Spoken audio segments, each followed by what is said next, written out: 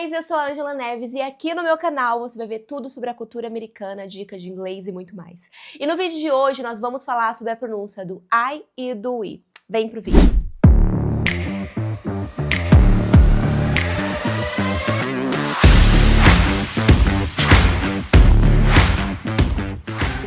Hoje nós vamos falar sobre um dos maiores, se não o maior erro cometido entre brasileiros sobre pronúncias na hora de falar palavras com I ou com I.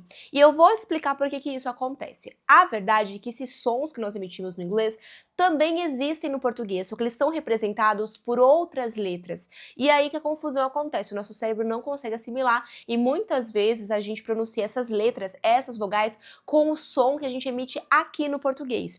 Quer ver só? Essa letrinha aqui, ó, a gente pronuncia no português como se fosse o I, mas no inglês ela é o I. E essa aqui que a gente pronuncia como E, no inglês é o I. Então a pronúncia dessas letras aqui confunde muito a nossa cabeça, sem falar que cada uma delas pode ter mais de um som e a gente vai ver isso logo na sequência. Mas vamos ver aqui alguns exemplos de palavras que respeitam o som original da fonética do alfabeto. Por exemplo, a palavra drive, que é escrita com o I e tem o som do alfabeto, que é o som do I, né? Drive. O mesmo acontece com time ou fine. Todas essas palavras que eu falei para vocês respeitam o som da fonética do alfabeto.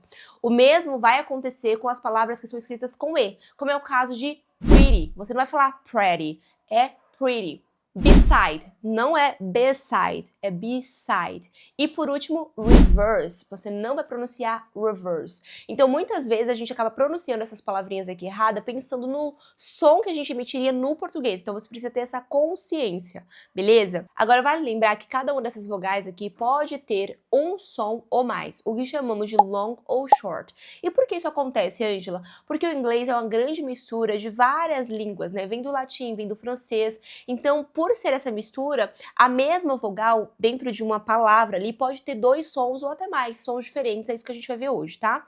Bom, o som longo, né, que a gente chamamos, a vogal longa, é aquela que respeita o som original do alfabeto, como a gente viu nos exemplos anteriores. Por exemplo, no caso do I, a gente vai falar bike, a gente vai falar time, a gente vai falar like, então respeita-se o som do alfabeto. Agora o short emite um som diferente, até um pouco mais próximo do que a gente emitiria aqui. Por exemplo, a gente vai ter o rich, que respeita esse som de I aí, tá vendo? Ó, rich, não vai ser rich. Então, rich. A gente vai ter o big, que é um sonzinho também de I, e a gente vai ter o sit.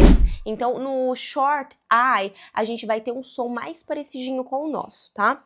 Com o som do I, também vai acontecer essa alteração. A gente vai ter o long, respeita a fonética original do alfabeto, e vai ter o short. Vamos ver aqui alguns exemplos. Nós temos o be, nós temos o this e nós temos o even. Todas elas acabam respeitando o som da fonética original do alfabeto, tá? Mas quando as letrinhas for short, vai ter um som um pouco diferente. Por exemplo, get, que é mais voltado para o nosso som de era uma vez, então você não vai falar get, né? Vai ser get. O som de pat também é um som mais diferenciado e o som do red, tá? Então perceba que pode ser longo ou pode ser curto. E no caso do I, ele tem um terceiro som ainda, ou melhor, existem casos onde a gente não emite o som do E. Por exemplo, cake. Você não vai falar cake ou cake, você vai falar só cake.